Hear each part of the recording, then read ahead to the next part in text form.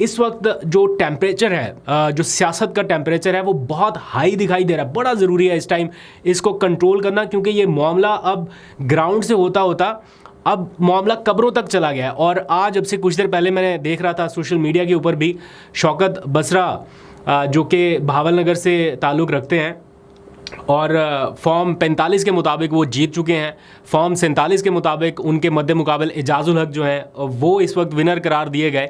تو بڑی کنفرنٹیشن چل رہی ہے. اور آج میں نے دیکھا کہ وہ اسلام آباد میں فیصل مسجد پہنچ گئے جہاں پر اعجاز الحق کے والد ضیاء الحق کی قبر ہے, اور وہاں جا کر انہوں نے قرآن پاک کے اوپر حلف اٹھایا. وہاں پر انہوں نے چیلنج بھی کیا اعجاز الحق کو, اور انہوں نے کہا کہ جناب عمران خان کا سپاہی جو ہے وہ اتنے ووٹوں سے جیت چکا ہے اور اعجاز الحق ہار چکا ہے. میں چیلنج کرتا ہوں اعجاز الحق کو کہ اگر وہ جیتے ہیں تو یہاں پر آ کر اپنے والد کی قبر کے اوپر آ کے یہ حلف دے دیں. بہرحال اس کے اوپر سوشل میڈیا پر بہت ساری باتیں ہو رہی ہیں, کچھ لوگ تنقید بھی کرتے دکھائی دے رہے ہیں کہ یہ معاملہ اس نہج تک نہیں جانا چاہیے, اس سے پہلے رکنا چاہیے, یہ قبروں تک چلا جانا معاملہ اس کو کچھ لوگ بتا رہے ہیں کہ مناسب نہیں ہے, کیونکہ ایک شخص دنیا میں ہی نہیں ہے تو کہیں نہ کہیں ایسا لگتا ہے کہ سیاسی معاملات میں تھوڑا ایک سٹیپ آگے چلا جا رہا ہے معاملہ. لیکن ماضی میں یا حالیہ کچھ واقعات اس قدر آگے جا چکے ہیں کہ اب یہ چھوٹی چھوٹی چیزوں کے اوپر لوگ اس طرح سے توجہ نہیں دے رہے. تو آپ کی کیا رائے ہے ذرا کامنٹ سیکشن میں ضرور بتائیے گا کہ یہ درست ہے یا یہ نہیں ہونا چاہیے تھا. خیر, اب آگے آتے ہیں, ایک تازہ ترین فیصلے کی بات کرتے ہیں جو میں نے تھوڑی دیر پہلے آپ کو ہنٹ دیا. پی ٹی آئی کی سینئر لیڈرشپ فی الحال جو انہوں نے سوچا ہوا تھا, جو انہوں نے پلان کیا تھا, اس کے اکارڈنگ سچویشن انہیں دکھائی نہیں دے رہی, تو انہوں نے پلان بی کے اوپر عمل درآمد کا فیصلہ کر لیا. ہوا کچھ یوں کہ اسلام آباد میں پاکستان تحریک انصاف ایک بڑا پاور شو کرنا چاہتی ہے. بڑے عرصے سے ان کی کوشش ہے کہ چلیں ملک کے کسی حصے میں نہ سے ہی اسلام آباد سے ہی شروع کیا جائے ایک موومنٹ جو انہوں نے اگریسو یا احتجاجی کیمپین کو شروع کرنا ہے. اس کے لیے ایک سٹارٹ جو ہے وہ ایک بڑے سپر میگا شو سے کرنا چاہتے ہیں.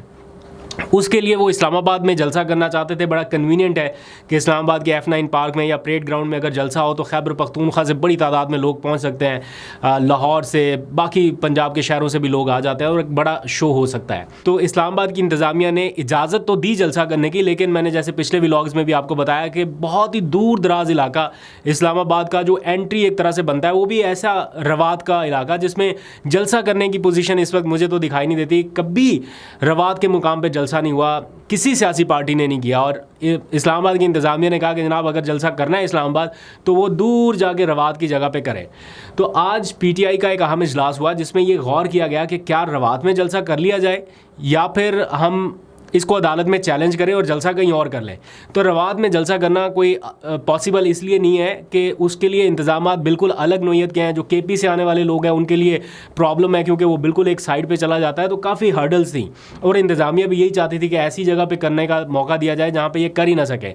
تو جناب اب یہ فیصلہ ہوا پلان بی کے اوپر عمل درآمد کے لیے کہ 8 جون کو اسلام آباد میں جو ہونے والا جلسہ ہے وہ نہیں کیا جائے گا, بلکہ روات کی بجائے اب سوات کا انتخاب کر لیا گیا ہے کہ سوات سے ایک سپر شو لانچ کیا جائے. اور اس کے لیے جو ساری اپوزیشن کی سیاسی جماعتیں اس وقت آن بورڈ ہیں پی ٹی آئی کے ساتھ, ان سب کو بھی دعوت دی جائے, اور یہ محمود اچکزئی باقی ساری جماعتیں یہ بھی آ کے جلسہ کرے. اور آج کے اس اجلاس میں وزیر اعلیٰ خیبر پختونخوا علی امین گنڈاپور کو بھی بلایا گیا, ان سے بھی مشاورت کی گئی, اور باقی جو لیڈرشپ ہے عمر ایوب, بیرسٹر گوہر, رؤوف حسن وغیرہ, یہ سارے, اسد کیسر, یہ سب شامل تھے. اور پھر فیصلہ یہ ہوا کہ مراد سعید کا جو حلقہ ہے سوات, وہاں سے ایک سپر انٹری کی جائے اس موومنٹ کی. یہ جو احتجاجی تحریک ہے اس کے حوالے سے جو پہلا بڑا جلسہ ہوگا وہ سوات سے کیا جائے. اور سوات ویسے ہی ایک تو عمران خان کا ووٹ بینک, اور پھر مراد سعید کا نام جب آپ سنتے ہیں کہ وہاں پہ مراد سعید کے چاہنے والے, الگ ہی ایک